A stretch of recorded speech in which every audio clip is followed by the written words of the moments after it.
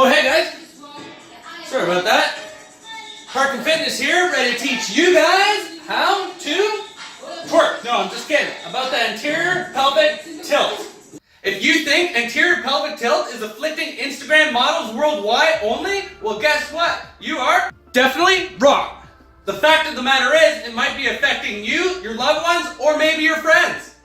Well, with all jokes aside, anterior pelvic tilt is very common in today's society. The reason for it is because most people during the day have to sit down or are very inactive, and guess what? The human body is not designed to sit all day. The anterior pelvic tilt is the result of two main causes: weakness in some muscles and tightness in others. The hamstrings, glutes, and abdominal muscles are the ones that have been weakened. The hip flexors at the front of the body, mainly rectus femoris and iliopsoas muscles, as well as the hamstring muscles of the back of the leg and the erector spinae muscles of the back, are the ones that have been tightened. All of this chaos causes a forward tilt of the pelvis as well as an increased curvature of the lumbar spine. The iliopsoas muscle originates on the hip bones as well as the lumbar vertebrae of the spine and inserts on the femur of the leg. This muscle tends to get tight when sitting for long periods of time. As this hip flexor tightens, it causes a pulling of the lumbar vertebrae towards the front of the body, which creates an increased curvature of the lower back. This increased curvature causes the erector spinae muscles of the back, which originate from the lumbar vertebrae and hip bones and travel up the spine, to tighten as a result of the hip flexors being tight themselves. The abdominal muscles, which are weak, are not contributing enough to pull the top front part of the pelvis and rotate it posteriorly. Last but not least, the glutes and the hamstrings, which are weakened, do not contribute enough tension to pull the pelvis downwards and rotate it posteriorly. In order for you to correct your anterior tilt, you must first learn how to posteriorly tilt your pelvis. When first learning, it's good to place your hands on your hip bones. What you want to think about doing is tucking your tailbone underneath you like a scared dog. Think about squeezing your glutes and your abdominal muscles in order to rotate the pelvis posteriorly. Your knees might bend a bit in order to facilitate the movement. Now that we know how to posteriorly tilt our pelvis, we will begin with some exercises that will help stretch the hip flexors. The lunge stretch is a great exercise to target the hip flexors, especially the iliopsoas muscle. When getting set up, we want to position ourselves in a lunge stance with the knee on the ground. It's not necessary, but I do like to use a pole to help balance myself when performing this stretch. When in position, begin pushing your hips forward as well as posteriorly tilting them. In this position, you might not see much movement when trying to posteriorly tilt the pelvis, but you'll definitely feel an increased tension on the hip flexors. Another great way to target the hip flexor muscles is to perform the couch stretch.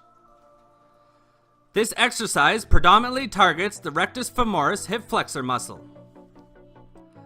The only main difference between this stretch and the lunge stretch is that your foot is placed high on a bench, or if you have a couch, use it. To increase the intensity of the stretch further, we can either add a twist or a bend away from the leg which is placed on the ground. But don't forget to still be pushing your hips forward and posteriorly tilting them. Now we will begin strengthening the muscles that are weak. Hip thrusts on a bench are a great way to target and strengthen the glute muscles as well as stretch the hip flexors. Get yourself set up on a bench with your shoulder blades pinned and your feet placed flat on the ground. Begin by lowering your hips towards the ground, and before they touch, squeeze your glutes and drive your hips forward as well as posteriorly tilt the pelvis at the top. Continue squeezing your glutes and pressing upwards until your body is completely flat. If this exercise is too easy for you, then you can perform it using one leg. By lifting the leg up, we will be engaging the hip flexor of that leg, which is not what we want to do. Our hip flexors are already tight, so we don't want to tighten them up anymore. A way to get around this is to take the leg that you would be lifting off the ground and to place it on the other leg, which is actually performing the movement.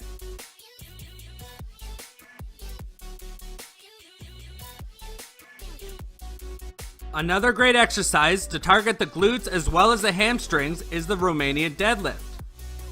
If you haven't already, check out my YouTube video, How to Romanian Deadlift, the do's and the don'ts. In that video, I go through step by step on exactly how to perform the Romanian deadlift. Last but not least, we need to strengthen our abdominals without involving the hip flexors. The plank is a great way to get the job done. When getting set up for the plank, we will begin by placing our forearms on the ground and our feet together. Next, we will make sure our elbows are stacked directly beneath our shoulders. Begin by lifting the body off the ground and, of course, posteriorly tilting the pelvis.